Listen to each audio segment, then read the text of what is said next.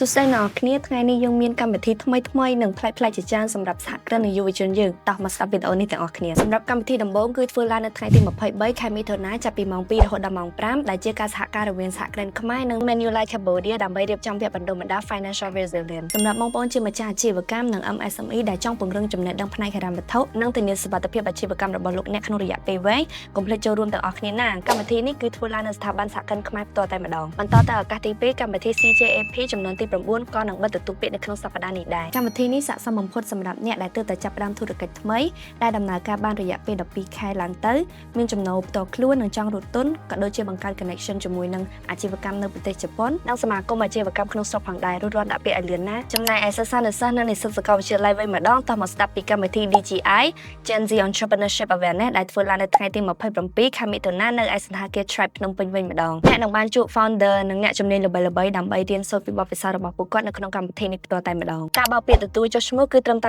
20នាក់ដំបូងតែប៉ុណ្ណោះហើយអ្នកទាំងអស់គ្នាត្រូវដាក់ពាក្យឲ្យទាន់មុនថ្ងៃទី24ខែមិថុនាខាងមុខនេះណាចុងក្រោយគេបង្អស់នេះគឺសម្រាប់អ្នកដែលចូលចិត្តធ្វើវីដេអូ Spin Creative Challenge និងចិត្តបិទ Challenge នេះផងដែរនៅថ្ងៃទី28ខែមិថុនាខាងមុខនេះគ្រាន់តែធ្វើវីដេអូខ្លីៗដែលបង្ហាញពីការប្រើប្រាស់ Spin AI ឲ្យតែវាជាប្រភេទវីដេអូមិនថាជាការកត់ត្រាប្រជុំការធ្វើ animation ឬក៏ការលេងកំ pl ខ្លីៗនោះឡើយគ្រាន់តែអ្នកផុសវីដេអូនោះជា public និងអាចចូលរួម challenge នេះបានហើយអ្នកនឹងមានឱកាសឈ្នះរង្វាន់ជាទឹកប្រាក់សុទ្ធរាប់រយដុល្លារនិងកាដូផ្សេងៗពីស្មានផងដែរឱកាសល្អៗសប្តាហ៍នេះមានច្រើនមែនទែនប្រញាប់ឡើងកុំឲ្យហួស deadline ណាសម្រាប់ព័ត៌មានបន្ថែមនិង link ចុះឈ្មោះមាននៅលើ caption I'll see you guys for the next opportunity